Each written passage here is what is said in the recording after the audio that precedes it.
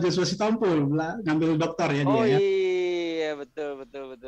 Namanya sama-sama Joshua. Ya, ya. Iya, terus udah gitu yang mengingat otaknya KW4 lagi jadinya begini nasibnya. KW4 Ya, aja ya. kayak KW4 aja Siap. kayak gini, kebayang. eh Gimana nih Pak Agung mulainya? Monggo apa namanya bisa di start, tapi saya coba untuk ini orangnya sulit-sulit sekali nih ditemui ya. Jadi saya intro sedikit lah. Saya nemunya di LinkedIn, sorry Pak. Oh ya, siap. Ya, ini sekaligus owner dari Secure IT. Memang sudah apa ya bolak-balik sana sini, mungkin dengan Pak Jos sering bertemu juga. Beliau juga expert di bidang cyber defense, kemudian sering dipakai di beberapa kementerian, terutama Kemhan ya Pak ya, dan sebagainya lah. Nah ini BIN juga sering dipakai, teman-teman juga sering salam gitu. Pak Jos juga. Kok tahu sih saya suka di BIN? Ya tahu lah Pak, forensik nih. Wah kacau ini. Saya nggak pernah nulis itu di CV di mana-mana loh. Behind the skin. Oke Pak Gildas, time is yours. Ini daging semua nih harapannya. Iya siap.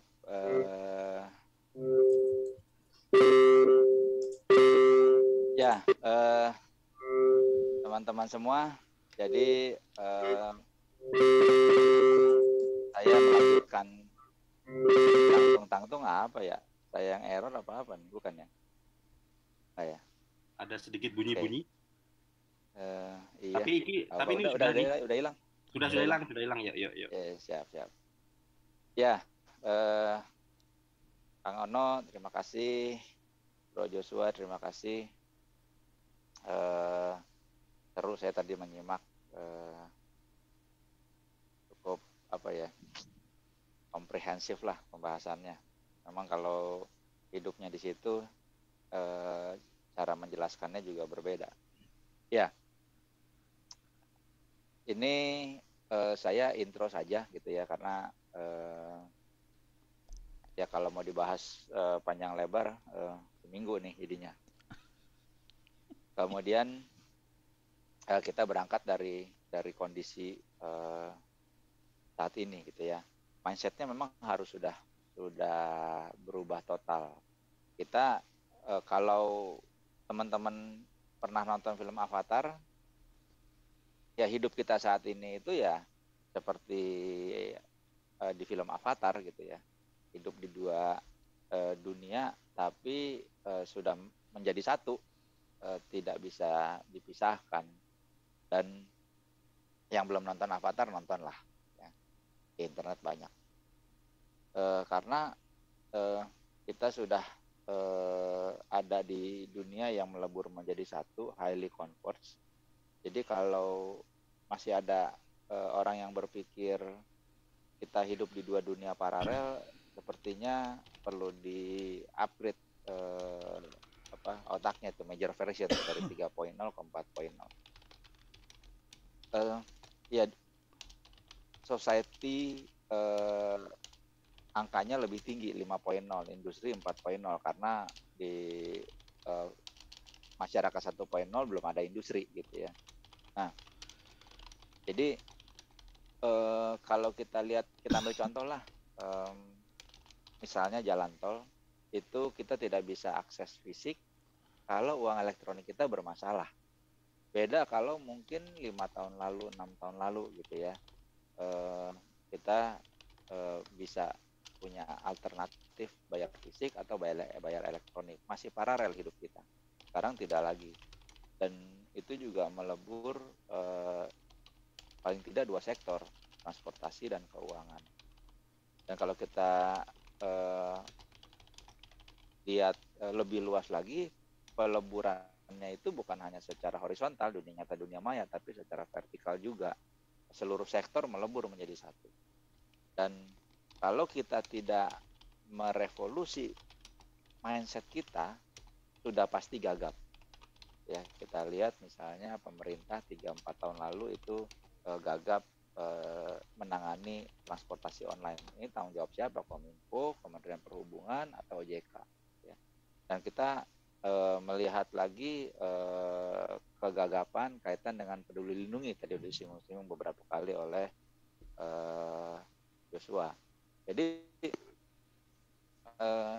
bingung, ini tanggung jawab Kominfo kah, Kemenkes kah, Telkom kah, BSSN kah, gitu ya.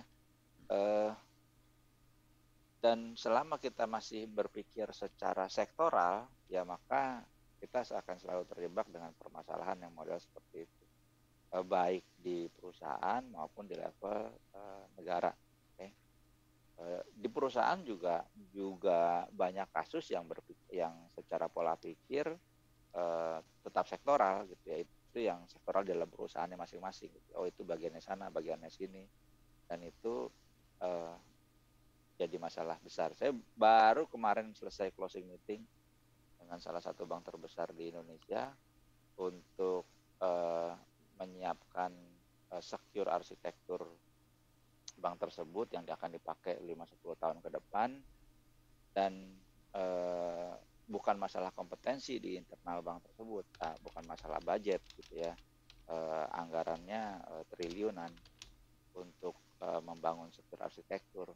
Yang jadi masalah adalah pola pikir itu masih terpisah. Tim aplikasi berpikir sendiri, tim jaringan berpikir sendiri, tim security sendiri, dan lain-lain, ya. Sehingga ya arsitektur yang kemudian ditentukan menjadi bermasalah. Ya kita perlu revisi dengan melihat keseluruhan konteks. Dan ini yang terjadi di banyak tempat.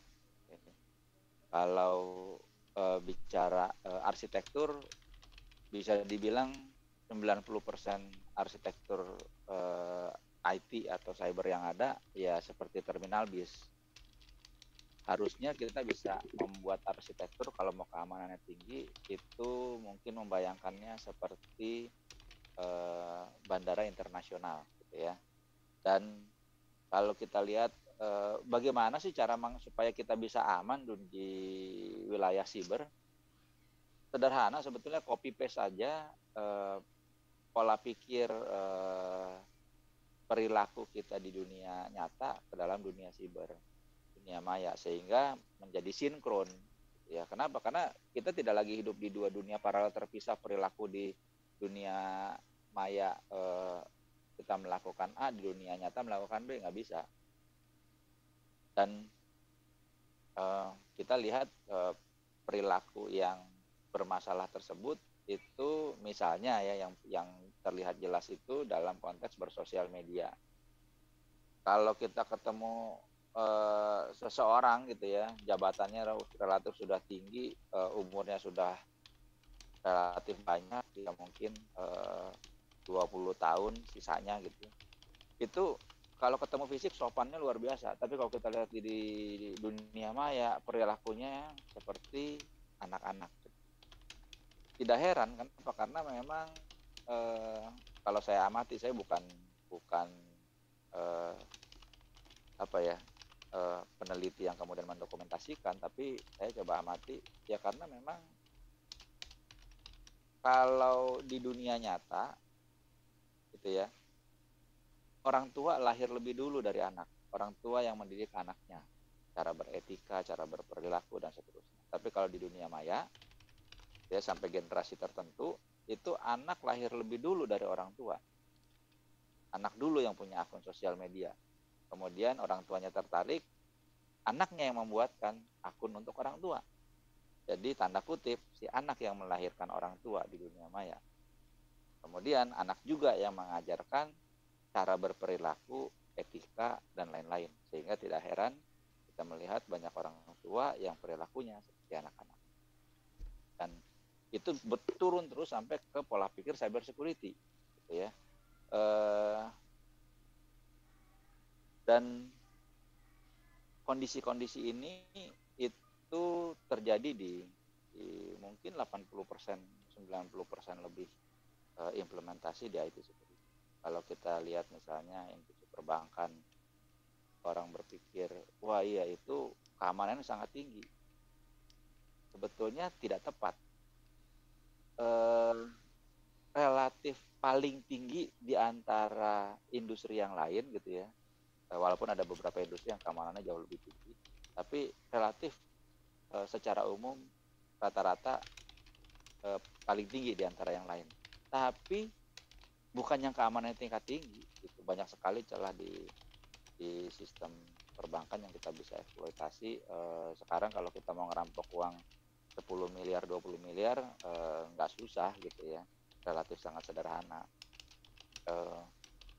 Dan itu yang kemudian seringkali ditutupi sampai nanti kalau muncul kasus di pengadilan. Gitu ya. Jadi ini terjadi di banyak sistem, tapi seperti apa ya, seperti gunung es yang tidak kelihatan puncaknya. Yang muncul apa? Yang muncul kasus-kasus yang akhirnya terekspos di dunia maya. Kalau kita lihat Google di-hack, Facebook di-hack, Pentagon di-hack, SingHealth di-hack. Padahal Singapura itu saya nggak tahu sekarang gitu ya, tapi beberapa tahun lalu negara nomor 1 yang keamanan sibernya paling tinggi di dunia, gitu ya, berdasarkan indeksnya PBB. Amazon dihack, Microsoft dihack, Cisco dihack, Deloitte dihack, VMware, Microsoft dan segala macam yang nama-nama besar yang kalau kita melihat nggak kurang apa gitu ya, dari sisi tata kelola, anggaran, SDM, bahkan teknologinya juga mereka yang buat dan seterusnya. Sehingga kalau kita tidak merevolusi cyber security mindset kita pasti akan bermasalah ya. Dan ya saya mulai hobi belajar gitu ya terkait dengan dunia ini, model begini, belajar hacking dan lain-lain dari hampir 30 tahun lalu. Dan ujungnya terlepas dari anggaran, framework, regulasi, sertifikasi dan seterusnya, kita makin lama makin fragile gitu ya, makin tidak aman. Kenapa? Salah satu penyebabnya adalah penjahat siber membentuk ekosistem ya, yang namanya dark web. Dan kita yang mau melawan kejahatan sangat sulit untuk membentuk ekosistem. Dan kalau kemudian kondisi ini terus dipelihara, ya makin lama akan makin jauh ya kita tertinggal di kunci dari fondasi keamanan siber atau keamanan informasi adalah autentikasi, dan banyak salah kaprah terkait dengan autentikasi ya. Kalau kita lihat ilmu dasarnya ada identifikasi, autentikasi, otorisasi, sama audit gitu ya, atau dulu orang bilangnya akunting.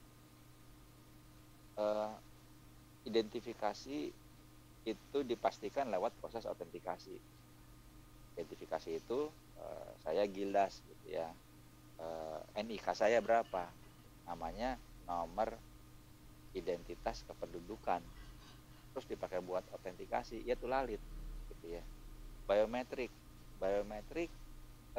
itu identitas kita, terus dipakai untuk autentikasi, ya tulalit jadi, sehingga banyak sekali masalah.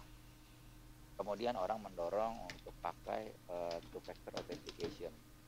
Ada yang pakai istilah multi factor authentication karena lebih dari satu. Substansinya 99% WFA authentication itu pakai OTP, pakai biometrik ya. Yang ya bermasalah, ketemu masalah jadi tambah masalah. Saya pertama kali implement OTP sistem itu tahun 98 99. Selesai implement, saya mikir buset ini sistem gampang banget ngebobolnya, gampang banget memanipulasinya gitu ya. Dan bingung juga kenapa, berarti kalau 98 sampai sekarang berarti udah hampir 20 tahun ya. Gitu ya, 20 tahun lebih, kemudian orang baru berapa? Ya, hampir 20 tahun. Jadi Pak Gildas, kalau Ya. terkait dengan security dan sebagainya itu kan baiknya memang bukan edisional ya Pak ya, tapi dijadikan hal yang pertama justru ya. Betul, Bahkan kan kita Bang. edisional ya. Betul, bukan tambahan, bukan add-on. Nah, itu jadi masalah betul kaitan dengan autentikasi. Kenapa? Karena threat-nya meningkat tinggi, autentikasinya dengan gaya 20-30 tahun lalu, modelnya jadinya tambah sulam gitu. Dan ini baru terjadi nih 15 September gitu ya, belum sebulan. Ini bukan phishing, bukan SIM swap attack, enggak. Ini telco networknya yang compromise. Singapura loh gitu ya, yang kalau kita lihat standar implementasi yang dikeluarkan oleh regulator sana gitu ya, CSA, itu sangat rigid dan keamanannya benar-benar berlapis di Singapura. Ya kami sempat ikutan implementasi untuk salah satu telco di sana, ya memang sangat rigid mereka. Itu pun bermasalah, apalagi kita gitu ya. Kalau terkait dengan beberapa, kita kan biasanya sering nih Pak Gildas sambil ngobrol-ngobrol. Iya. Jadi terkait dengan mungkin beberapa perangkat kita ini kan kebanyakan dari luar semua nih Pak. Jadi terus kemudian kita juga bicara IPA security juga di layer yang berbeda. Jadi ada layer fisik yang mungkin ada yang tadi di awal sering kejebol juga. Terus nanti kita bicara layer aplikasi juga sering ini. Jadi mana nih ya yang salah, barangnya atau yang compile-nya atau orangnya nih? Nanti kita akan sampai ke situ kalau kita mau selesaikan secara sistemik. Jadi itu dia masalahnya, tidak lagi bisa dilihat potongan per potongan, harus dilihat satu ekosistem digital secara integrated. Dan ya tadi mulai dari keamanan fisik terus sampai keseluruhan proses itu memang harus bisa dipastikan aman ya. Aman atau tidak, kalau menurut saya sih sederhana sih. Kalau risikonya sudah saya ketahui itu akan terjadi dan saya terima risikonya, ya udah statusnya aman ya. Yang masalah kalau saya nggak tahu itu akan terjadi, kemudian saya kaget begitu terjadi, aduh saya kira, nah itu cerita berbeda ya. Ya, dan itu terjadi nih di bank yang namanya Capital One. Dia basisnya cloud, dan kalau bicara risiko keamanan mau private cloud mau public cloud kurang lebih sama gitu ya, hanya beda pengelolanya aja. Kalau private cloud itu dikelola satu organisasi sendiri, kalau public cloud oleh organisasi di luar gitu, di luar dari organisasi tersebut. Dan kalau bicara cloud security, yaitu jadi oksimoron, seperti dua kata yang digabungkan, dua kata berlawanan kemudian digabungkan jadi satu. Ini Capital One dia declare sebagai first to open banking platform di US. Sekian tahun kemudian seluruh data customernya di hack gitu ya, kemudian didenda 80 juta dolar. Ini hanya salah satu contoh dari ratusan contoh kasus. Oke, sehingga ya saya coba mengilustrasikan dengan slide ini supaya paling tidak dapat mindsetnya gitu ya. Top manajemen dengan anggaran yang sudah dikeluarkan merasa sudah membangun ekosistem benteng digital gitu ya. Pada kenyataannya yang dijalankan adalah modelnya tambal sulam, karena yang tadi Pak Agung sudah udah bilang tuh, security itu hanya sebagai additional, sebagai add-on, tidak pure by design gitu ya. Dan substansinya ya seperti kita punya koneksi dengan sistem lain, atau bahkan dengan public network, itu seperti kamar hotel yang punya connecting door. Jadi hati-hati dengan implementasi di cloud. Dan sekarang kalau kita lihat 2018 itu 80% internet traffic sudah API traffic, ya. Bukan lagi web application, bukan lagi website web application, tapi sudah API. Dan berarti sekarang kemungkinan besar sudah lebih banyak lagi, ya. Jadi kalau kita membayangkan kehidupan kita, ya modelnya seperti ini. Dan sorry,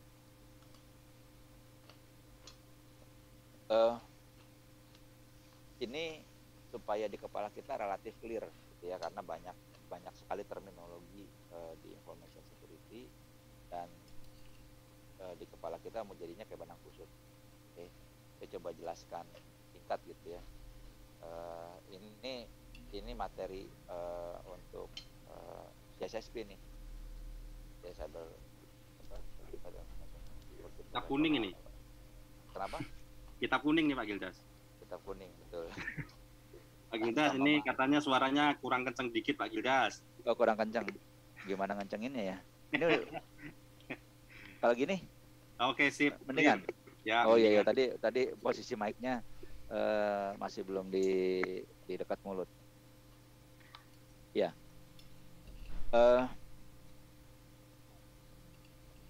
Kalau tidak clear konsep ini di kepala, jangan harap kita bisa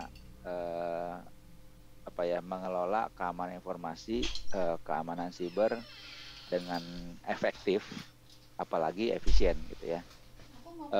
Jadi cara membacanya gini,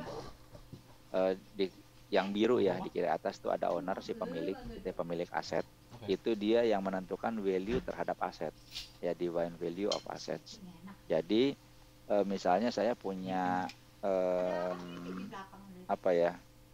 di rumah saya punya sepeda, ya, yang saya bawa dari Perancis gitu ya, waktu saya dulu tinggal di sana. Nah, waktu itu saya lagi nongkrong di salah satu kafe pas lagi ada acara Tour de France, kota kecil yang tempat saya tinggal dilewati sebagai jalur lomba Tour de France itu. Kemudian ada si namanya Armstrong, itu dia juara Tour de France 7 kali, walaupun kemudian akhirnya di revoke karena ketahuan doping gitu ya.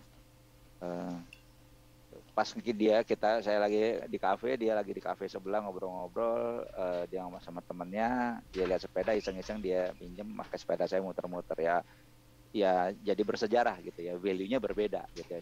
Sepeda saya pernah dipakai juara dunia Tour de France 7 kali, walaupun kemudian ternyata dia curang gitu. Buat orang lain mungkin hanya melihat sepeda tua, sepeda biasa gitu ya, tapi buat saya punya value berbeda, dan itu hanya bisa diketahui oleh si owner, bukan orang IT. Orang IT hanya custodian, istilah kerennya, yang diadopsi dari istilah accounting. Tadi Kang Ono udah menyinggung gitu ya. Kalau kita di rumah, orang IT itu ya asisten rumah tangga, supir gitu. Jadi jangan bangga-bangga juga jadi orang IT, bukan pemilik. Dan si asisten rumah tangga dan supir tidak paham tentang value dari satu aset. Oke. Saya asisten rumah tangganya Kang Ono, istrinya berliannya bertumpuk-tumpuk. Saya nggak ngerti itu mana berlian asli, mana berlian palsu. Kalau saya disuruh ngurus berlian yang gede-gede, saya taruh brankas, yang kecil-kecil berceceran. Padahal yang gede-gede itu adalah imitasi, yang kecil-kecil itu adalah yang asli gitu ya. Jadi itu yang jadi masalah saat ini dalam konteks informasi. Orang IT nggak ngerti nih informasi ini value-nya buat bisnis seberapa gede sih, risikonya apa sih, kalau bukan value untuk kompetitor juga seperti apa. Jadi view-nya berbeda. Kemudian si owner owner yang ingin wish to minimize impact, yang ingin mengurangi dampak jika terjadi sesuatu, gitu ya. Dampak terhadap aset ya, impact to aset. Owner juga yang memaksa kontrol, jadi harus top down. Di rumah ya kepala rumah tangga yang memaksa kontrol keamanannya harus seperti apa, cara berperilaku dan seterusnya, gitu ya. Jangan buang sampah sembarangan, di rumah harus pakai baju misalnya, itu ya kepala rumah tangga yang mengimpose, yang memaksa, bukan asisten rumah tangga, bukan supir, gitu. Kontrol to reduce risk, kontrol untuk mengurangi risiko terhadap impact, gitu ya. Kontrol bisa juga memiliki exposure dan vulnerability, punya paparan dan kelemahan, gitu ya. Jadi rumah saya ya ada di pinggir jalan yang ramai, saya pasang pagar, saya pasang gembok, gitu ya. Ya pagar dan gembok saya juga terekspos terhadap attack dari luar, bisa dipotong orang, bisa dilompati dan seterusnya. Gemboknya punya kelemahan dan lain-lain. Ya, exposure dan vulnerability bisa dikurangi dengan kontrol, ya. Kalau saya rasa satu kontrol kurang kuat, saya tambahin lagi dengan kontrol yang lain. Saya rasa satu gembok kurang, saya tambahin 2 gembok, saya tambahin 3 gembok, terus mau sampai kapan? Nanti kita ujungnya akan melihat bagaimana balancing antara keamanan, kenyamanan, dan biaya.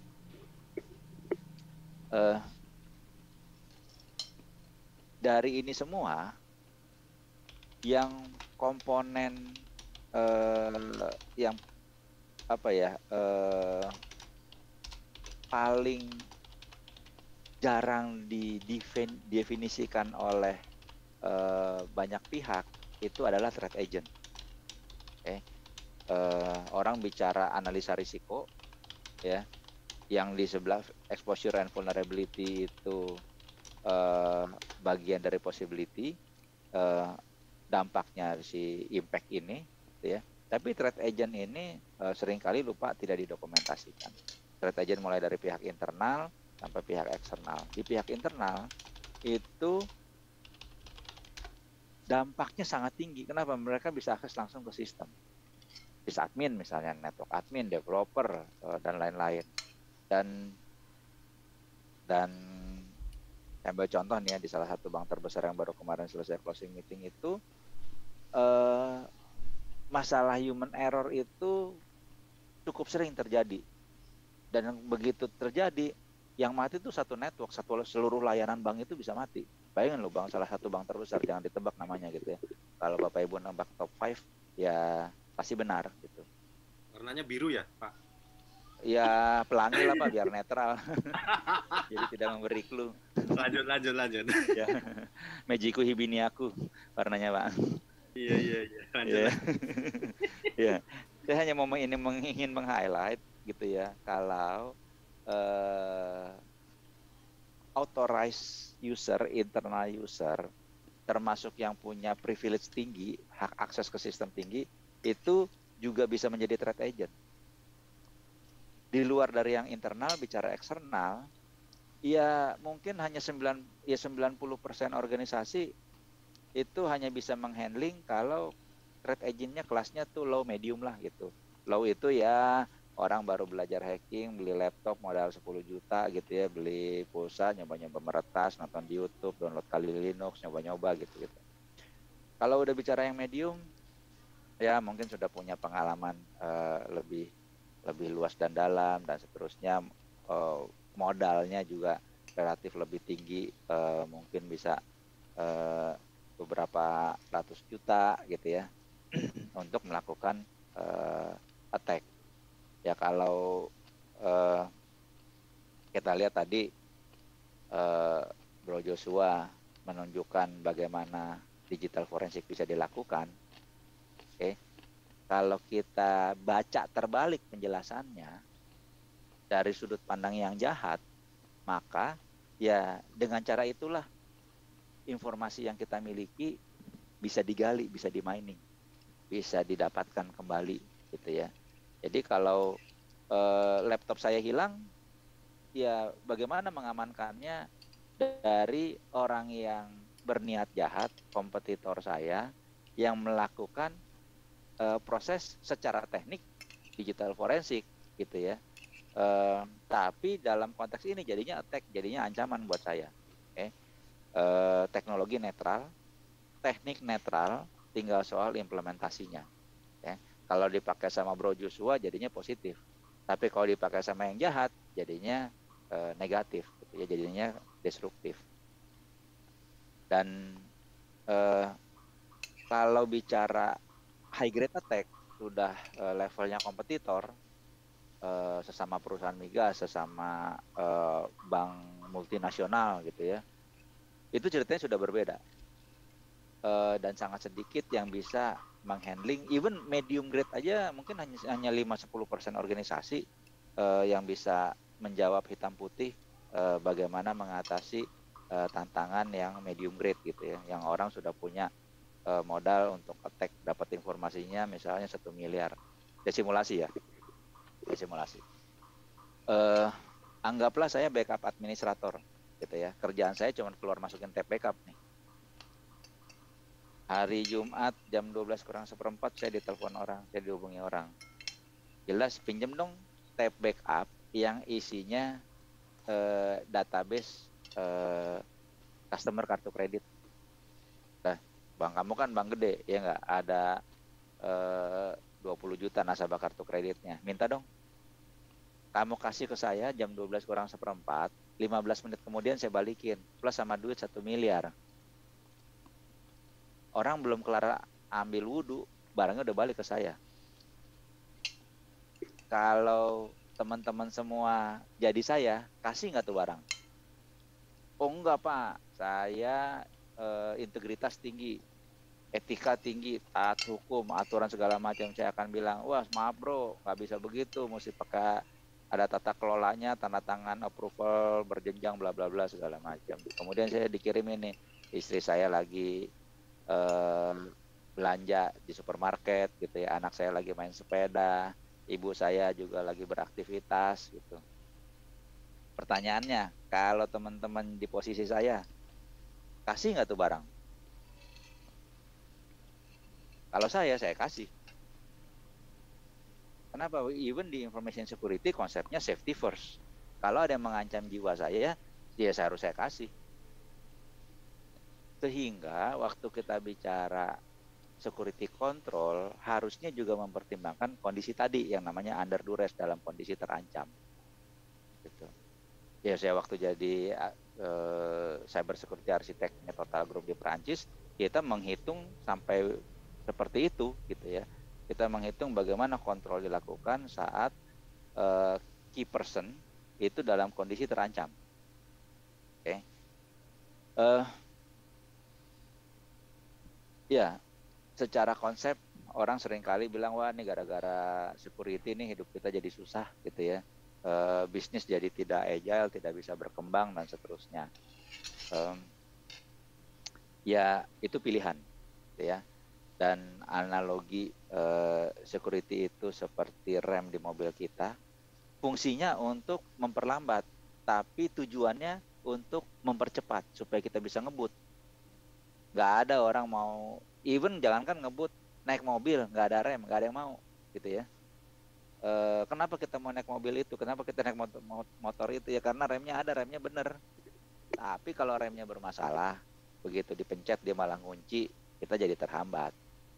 Atau kita kira remnya bagus, begitu dipencet diinjek malah blong gitu ya, ya matilah kita. Dan kalau kita mau organisasi kita high performance, value-nya tinggi, bisa agile seperti si supercar ini, maka arsitekturnya itu, spesifikasinya tidak hanya bicara top speed, tidak bicara soal akselerasi, tapi juga bicara braking performance. Spesifikasi braking performance tidak akan ditemukan di brosur mobil yang tanda kutip abal-abal, kelas BMW, Volvo, Mercedes nggak ada tuh braking performance. Coba datang ke showroomnya gitu ya, hanya ada di supercar yang harganya ya 8 miliar, 20 miliar gitu ya. Jadi kalau kita mau negara kita, perusahaan kita memang punya value tinggi, ya pastikan memang braking performance-nya juga bagus. Dan untuk punya braking performance yang bagus, maka harus integrated, nggak bisa hanya remnya doang, tapi integrated dengan desainnya si bannya, suspensinya, chassisnya, aerodinamisnya, keseluruhan gitu. Jadi itu yang waktu kita bicara memang secure arsitektur, bukan security arsitektur. Kalau yang tadi Pak Anggung singgung itu masalah atau masih iya masalah gitu. Kalau security itu hanya sebagai add-on waktu orang desain IT seperti arsitektur, beres, kemudian baru panggil kita. Das, bikinin gua IT security arsitekturnya dong. Oh iya, jadi add-on doang ya, bukan embedded ya. Iya, ya udah nggak apa-apa, lo doa aja kalau aman. Kira-kira begitu jawabannya. Ya beberapa quote. Trust but verify. Ya, kalau sekarang muncul terminologi marketing, ya sama sekali bukan terminologi teknis, tapi kemudian diadopsi beramai-ramai di dunia ini yang namanya zero trust. Ya, nanti kita bisa bicara lagi topik spesifik agak berat gitu ya terkait dengan zero trust. Tapi logik sederhananya begini, zero trust itu didorong oleh industri marketing, gitu ya. Yang beda attitude dengan engineer. Kang Ono engineer, saya engineer, Joshua engineer, gitu ya, engineer attitude. Kalau marketing attitude itu tell the truth, nggak boleh bohong. Kalau engineer attitude tell the whole truth, gitu ya, hanya beda satu kata. Tapi signifikan kalau kita mau memperbaiki sesuatu, gitu. Kalau kita mau memperbaiki sesuatu ya harus tell the whole truth, harus tahu dulu the whole truth-nya seperti apa, bahkan sampai ke root cause-nya seperti apa, baru kita bisa improve. Oke, kebayang nggak marketing mindset mendorong terminologi zero trust untuk cyber security improvement? Nah, sampai situ dulu tuh mindsetnya, gitu ya, untuk kita mengidentifikasi ini kayaknya ada yang salah, gitu ya, sebelum saya nanti di sesi yang lain kita bisa bahas, gitu ya. Oke, jadi kalau saya penganutnya trust but verify, oke. Dan ya harus punya trust, harus ada trust, tapi perlu kontrol. Kalau saya punya warung, saya nggak percaya sama orang lain, terima jual beli barang, saya lakukan sendiri, ngurus stok, semuanya saya urus sendiri. Ya udah sampai saya pensiun mati, ya saya cuma jadi warung doang, nggak akan bisa jadi jaringan supermarket besar, gitu ya. Saya harus percaya sama semua orang, saya verify terus prosesnya, gitu ya, perilakunya, sehingga saya bisa bisnis saya bisa berkembang. Terus nggak ada nih yang namanya silver bullet, gitu ya, pakai ini semua beres, nggak ada. Karena kita bicara sama informasi itu proses berkelanjutan di slide sebelumnya. Dan jangan pernah mengabaikan security hole yang kita anggap kecil. Kalau kita lihat tadi penjelasan dari Bro Joshua terkait proses-proses digital forensik, gitu ya. Kita bisa akses ke akunnya karena ada jejaknya di browser. Iya, di dalam historinya browser ya banyak cookies, gitu ya. Authentication cookies bisa dipakai untuk akses akun tanpa tahu password dan seterusnya. Itu seringkali diabaikan dalam konteks analisa risiko. Kan Pak, orang udah logout, gitu ya. Kalau udah logout, browser cookiesnya di delete. Tadi Kang Ono, anak bro sama Bro Joshua udah nunjukin tuh kan bisa direcover, gitu ya.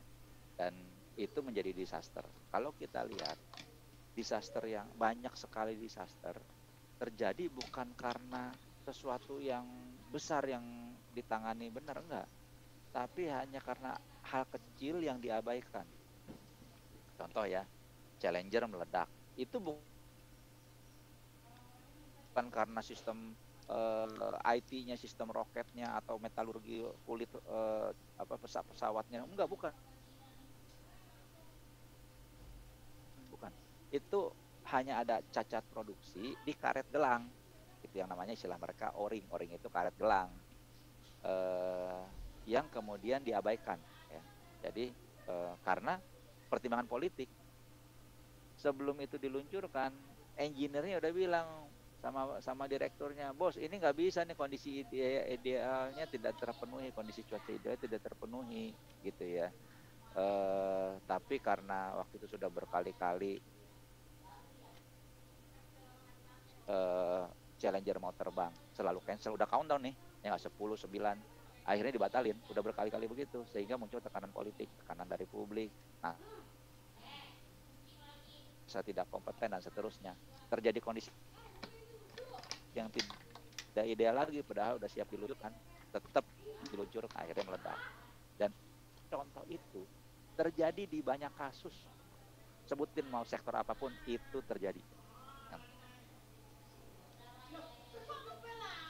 Tadi udah Bro Joshua singgung juga yang lagi hot topic di Indonesia kaitan peduli lindungi. Ya begitu persis, mindsetnya persis begitu, tidak lebih tidak kurang, gitu ya. Sehingga ya kita udah lihat udah pasti terjadi disaster lah.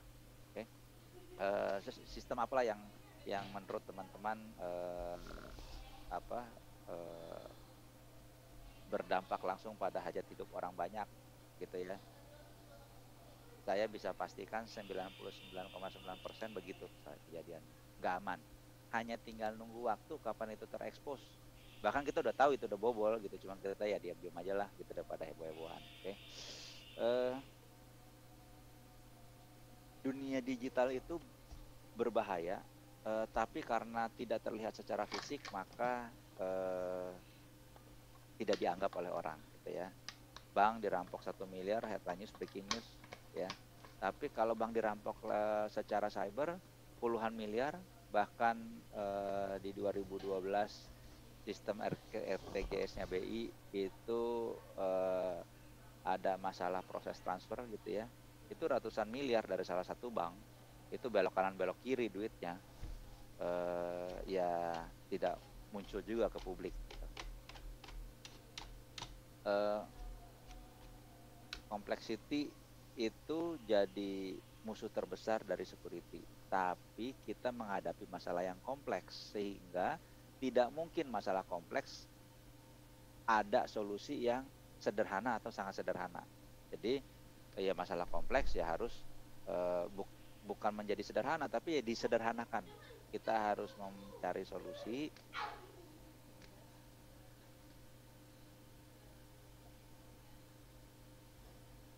sederhana mungkin, tapi tidak akan sederhana.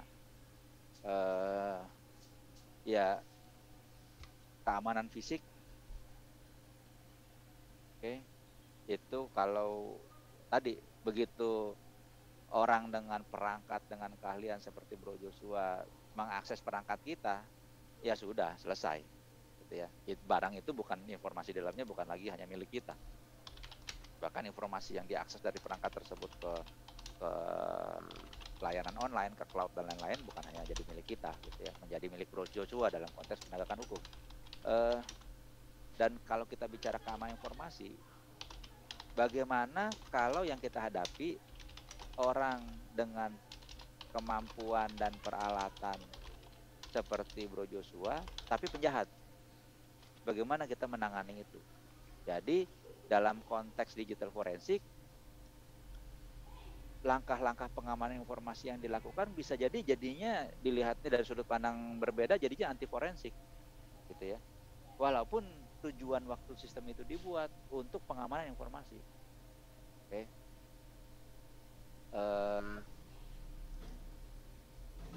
Dan hati-hati dengan rasa aman, gitu ya. Rasa aman berbahaya, rasa aman membuat kita lengah. Kasusnya sangat banyak. Yang saya suka jadikan contoh, teman saya lahir, besar, kuliah, bekerja di 3 kota yang paling tinggi tingkat kejahatannya di Indonesia, ya, Jakarta, Medan, Surabaya. Tidak pernah sekalipun jadi korban kejahatan. Nyampe Paris belum 1x24 jam habis barangnya, gitu ya. Travel check, duit cashnya dia, paspornya segala macam habis ludes. Kenapa? Dia kira Paris aman, sehingga dia lengah. Padahal penjahat di sana canggih-canggih, gitu ya, tekniknya. Ya kalau mau ditangani secara sistemik, maka adopsi namanya sistem manajemen keamanan informasi ISO 27001. Tadi Kang Ono sudah menjawab, menjelaskan luas sebetulnya. Intinya sederhana sebetulnya, yang siklusnya yang orang bilang plan do check act, direncanakan, dikerjakan, dipastikan, diperiksa efektif nggak, pengerjaannya sesuai rencana nggak, itu proses cek. Kemudian kalau tidak, maka di improve, di act gitu ya, act-nya itu bagian dari improvement. Atau apakah plan dan do-nya masih cocok dengan menjawab tantangan keamanan saat ini. Kalau ternyata sudah tidak, maka perlu dilakukan improvement ya, sehingga terjadi proses bola salju improvement, makin lama makin aman, makin aman. Itu ceritanya waktu bicara si SMKI. Apakah orang kalau sudah organisasi, kalau sudah bersertifikasi SMKI, maka tingkat keamanannya pasti tinggi? Jawabannya tidak, belum tentu. Dan banyak sekali misleading dalam konteks sertifikasi. Bahkan singkatnya begini, sertifikasi kita anggap pakai sebagai contoh, sama SIM kan itu kan proses sertifikasi gitu ya. Persis seperti terjadi kalau kita mau punya SIM di Indonesia. Bisa memang SIM itu harusnya, kita punya SIM harusnya sebagai dampak dari kompetensi kita mengemudi. Tapi sangat bisa punya SIM nggak bisa nyetir sama sekali. Oke. Itu di Indonesia. Proses sertifikasi ISO juga begitu. Kita kalau dipanggil customer, pertanyaan awal kita pasti nanya, Pak, kita dipanggil, Bapak mau adopsi SMKI untuk disertifikasi. Niatnya apa sih, niatnya gitu, niat tidak tertulisnya apa?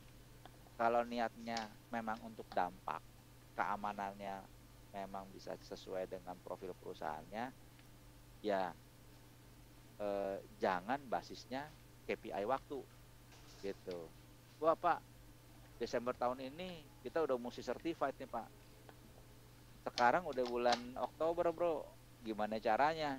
Ya pokoknya kita mesti memenuhi KPI Pak. Kalau nggak nanti layanan kita ditutup sama regulator, sama OJK. Oh ya udah Pak, kalau gitu Pak, Bapak bukan sebagai dampak, tapi sebagai tujuan. Kalau sebagai tujuan segala cara halal ya. Ya bukan begitu Mas, segala macam muter-muter. Jadi gimana nih, mau dampak mau tujuan? Kalau dampak nggak bisa 3 bulan. Iya udah Pak, pokoknya tahun ini berarti tujuan ya. Oke, kalau tujuan Bapak duduk tenang. Semua dokumen kita bikinin, gitu ya. Kita ngarang, fabricated, ya. Nanti ketemu auditor, kita juga yang dampingi. Ya, Bapak kita akan training bagaimana cara menjawab auditor. Dah, saya jamin lulus nggak bayar, nggak certified nggak bayar. Ya. Apakah kemudian itu bermasalah? Ya bermasalah. Satu sistem kelihatannya sudah bersertifikasi SMKI, tapi kenyataannya nggak aman. Itu sebabnya ada banyak sekali bank, layanan elektronik dan lain-lain yang sudah disertifikasi ISO 27001, tapi tidak berani mempublikasi. Kenapa? Ya kita bilang security theater, drama keamanan. Ya. Tapi tujuannya SMKI sebenarnya bukan itu.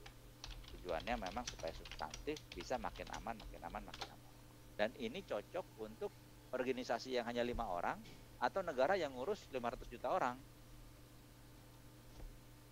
Kalau salah menerjemahkan, salah menginterpretasi, akhirnya negara 500 juta orang, strategi pengamanannya, ya gayanya mirip dengan perusahaan yang 5 orang. Dan itu terjadi di banyak tempat. Saya masih punya berapa lama lagi ya? 15 ya. Anyway tinggal sedikit. 5 menit Pak. Ya. Jadi ini kalau kita mau bicara integrated information security, tidak bisa dipotong-potong, gitu ya. Negara, regulator dan organisasi mengeluarkan hukum. Kalau negara mengeluarkan hukum, gitu ya, regulator mengeluarkan regulasi, organisasi mengeluarkan kebijakan. Sense-nya sama, cuman beda level gitu ya, coverage-nya juga beda.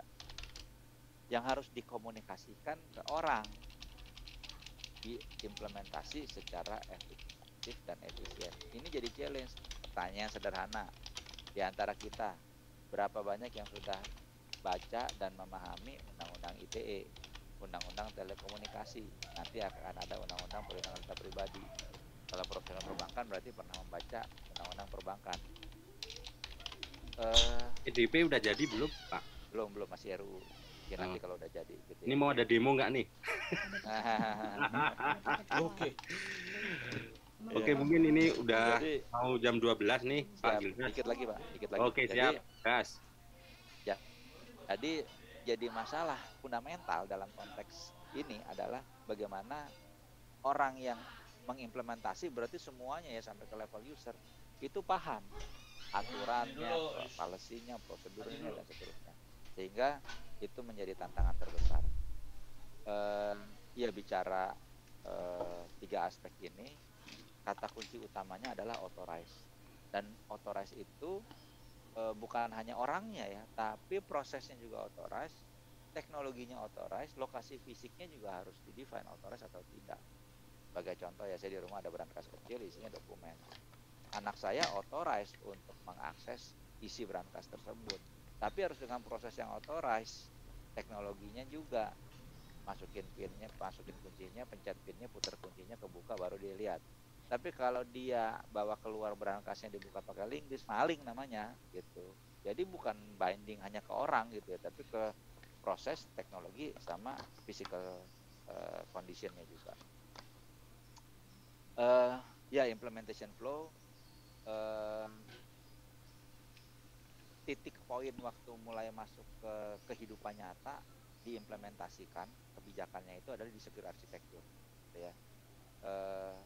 Kalau arsitekturnya bermasalah, fondasinya bermasalah, rancangan fondasinya bermasalah, sudah pasti ke atasnya bermasalah gitu ya. Kalau fondasinya benar, kemungkinan besar ke atasnya benar, belum tentu, tergantung implementasi tadi nih, tergantung development di layer level 3, tergantung di level 4 di secure operation. Sehingga bagaimana kita mendesain arsitektur yang memang bisa serta-merta mengurangi kelemahan kritis yang akan muncul di masa depan. Kalau muncul nih critical vulnerability di Cisco nih, Cisco sering nih critical vulnerability, skornya 9 dari 10 atau bahkan kemarin 10 dari 10 gitu ya. Virtualization VMware juga begitu, 9,8/10. Microsoft juga begitu, 9,6/10. Gimana kita bisa manage itu supaya yang tadinya critical by arsitektur, by design menjadi low atau medium. Oke. Termasuk dari human error. Kalau human error itu selalu critical, apalagi dari human error terhadap admin. Oke. Dan itu hanya bisa diselesaikan lewat arsitektur. Ya ini untuk kita melihat mapping keseluruhan, dapat gambaran komprehensif. Tahapannya itu ya sama seperti kita bertinju lah gitu ya. Ini saya buat waktu saya di Polhukam untuk nasional gitu ya, supaya bisa holistik. Tapi konsep ini bisa diadopsi ke organisasian. Jadi tahap antisipasi itu seperti kita bertinju ya, latihan antisipasi gitu ya. Waktu naik ring tinju pertandingan beneran ya itu kita bertahan. Kalau kemudian kepukul sebelum hitungan ke-10 kita udah bisa pulih, bangkit kembali gitu ya. Kemudian kita bisa naik kelas dari yang kelas bawah sampai kemudian mungkin tinju kelas berat. Ini proses tahapan. Kuncinya ada di orang gitu ya. Bagaimana attitude-nya, behavior-nya, kemampuan kognitifnya. Jadi kita tidak lagi bicara hanya awareness. Awareness itu udah barang basi 15 tahun lalu. Terima kasih. Terima kasih Pak Gildas, keren. Mantap, wih keren, daging semua isinya. Jadi memang nggak hanya masalah teknis ya Pak ya. Jadi memang kita harus komprehensif. Tadi selain sisi kita juga harus bisa jadi tim red, tim blue, tim purple juga terkait dengan implementasinya. Kita juga harus tahu terkait dengan undang-undang, kebijakan dan sebagainya. Mungkin saya buka 2 pertanyaan aja deh gitu. Siapa yang mau ini raise your hand? 1 buat Pak Gildas, 1 buat Pak Joshua. Ono nggak usah. Kalau Kang Ono tiap kali ada. Iya bener.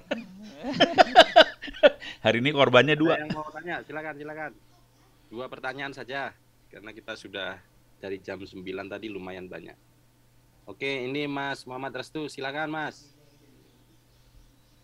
Open your mic. Pak Restu, Muhammad Restu.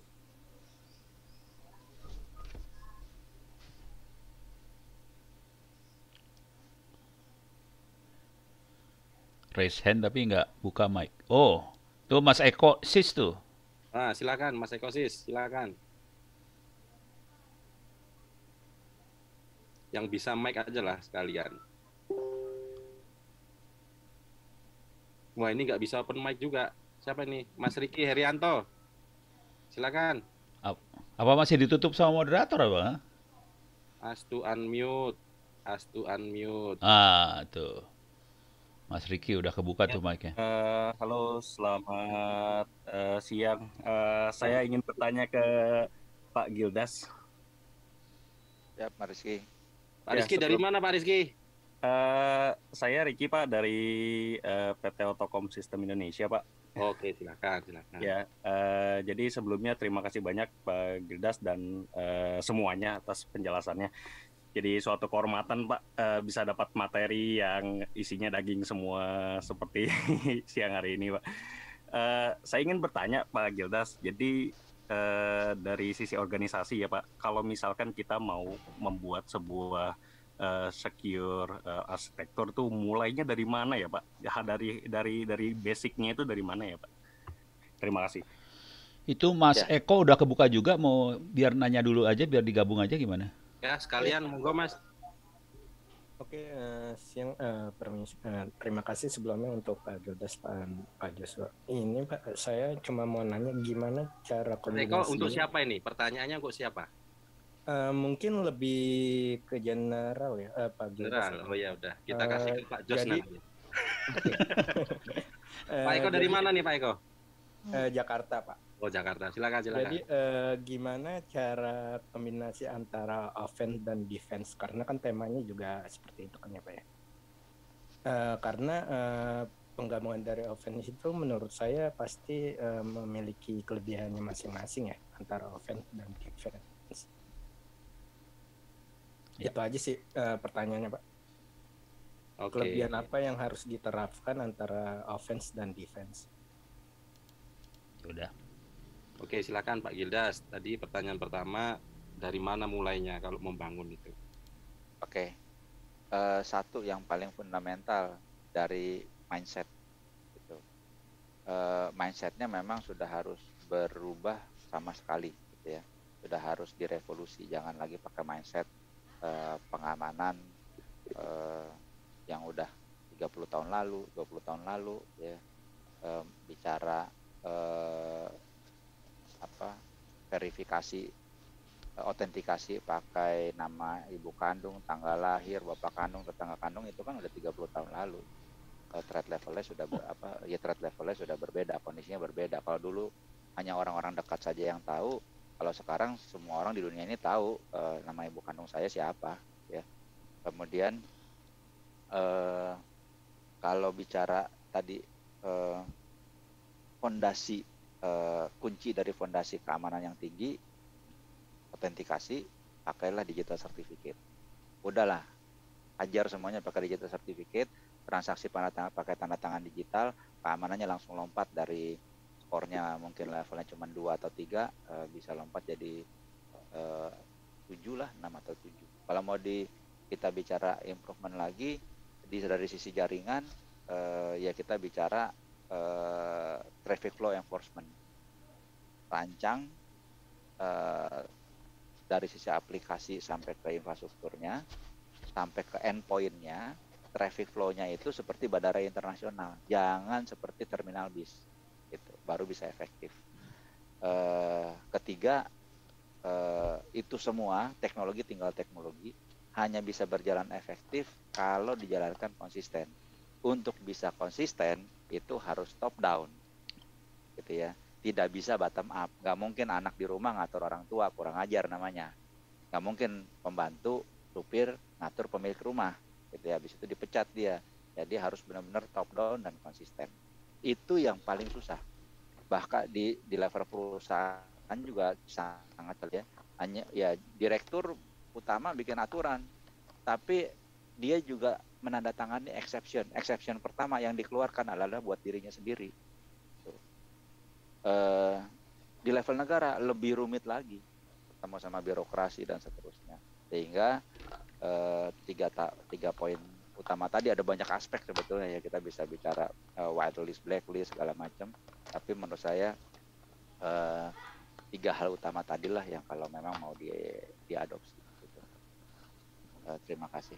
Oke, Pak Joshua mungkin mau menambahkan tadi bagaimana teknik untuk menerapkan attack dan defense di satu sisi, red, blue, sama purple, sama apa tadi, blue team apa?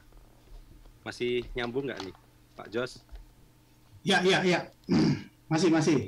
Silakan. Pertanyaan kedua tadi. Ya, kalau saya sih lebih senang kalau implementasi gitu ya, ditunjukkan gitu ya. Jadi misalnya ini blue team itu untuk teknik bertahan gitu ya, kemudian dia bisa menggunakan beberapa aplikasi tools dan seterusnya. Katakanlah ada IDS seperti ini ya, tampilannya misalnya kita tahu siapa yang melakukan scanning, siapa yang melakukan injection, siapa yang melakukan macam-macam gitu ya. Ini contoh penggunaan dari intrusion detection system. Kita juga bisa manfaatkan namanya SIEM di sini ya, System Information Security Monitor atau Event Monitor gitu ya. Kita bisa manfaatkan itu untuk monitor nanti semua endpoint device yang akan lindungi, kurang lebih seperti itu. Jadi intinya sih bagaimana menerapkan itu nanti. Jadi kalau misalnya tadi Pak Gildas bicara tataran kebijakan atau misalnya prosedur segala macam, nah implementasinya ada juga ya, tool-tool yang harus kita implementasikan nanti dalam setiap itu gitu ya, sehingga kita bisa mengamankan informasi infrastruktur kita secara lebih mudah ya, nggak seperti sekarang kita harus ngulik sama masing-masing server. Nah kalau misalnya sudah ada intrusion detection system, ada SIEM-nya, kita tinggal monitoring aja ya, namanya SOC gitu ya. Jadi kita bisa memonitor lewat sistem-sistem yang sudah integrated nantinya ya. Mungkin itu jawaban saya, tambahan saya. Wih, mantap. Jadi kalau mungkin di perbankan atau di bandara baiknya punya tim attack dan tim defense ya. Jadi supaya nggak kelimpungan nanti. Pak Ono ada tambahan Pak Ono sebelum kita tutup Pak Ono? Enggak, ini saya sih terima kasih banyak atas partisipasinya. Ini yang nanya masih ada banyak. Kasihan juga saya sebenarnya. Tapi yang penting terima kasih banyak terutama buat Pak Joshua, Pak Gildas. Keren banget, ini webinar yang paling keren yang saya hadiri, ini luar biasa banget. Terima kasih banyak buat Anda berdua dan juga teman-teman partisipan ya. Pak Agung, silakan Pak Agung. Ya, ini memang nggak habis dalam sekejap. Oke lah, terima kasih. Terakhir mungkin yang mau kuliah beasiswa, teman-teman saudara handai tolan, kita tunggu sampai 5 Oktober. IPK 3,5 full sampai habis. Nanti kalau ini flyer beasiswa yang paling keren abis ini. Pak Gildas mau jadi pembimbing tugas akhir nggak? Ya. Sesat Kang nanti. Bagaimana caranya orang yang IPK-nya 2,11 kemudian jadi pembimbing? Dia suka low profile, Pak Gildas orangnya low profile gitu. Parah. Aja. Ya, bener, IPK saya cuma 2,11, nggak layak lah. Malu nanti. Nggak apa-apa. Ya yang jelas di ITTS ada beasiswa gratis. Kemarin Pak Rektor masih hadir nggak nih Pak Rektor? Pak Nafi? Hadir nggak nih Pak Nafi? Nggak kelihatan.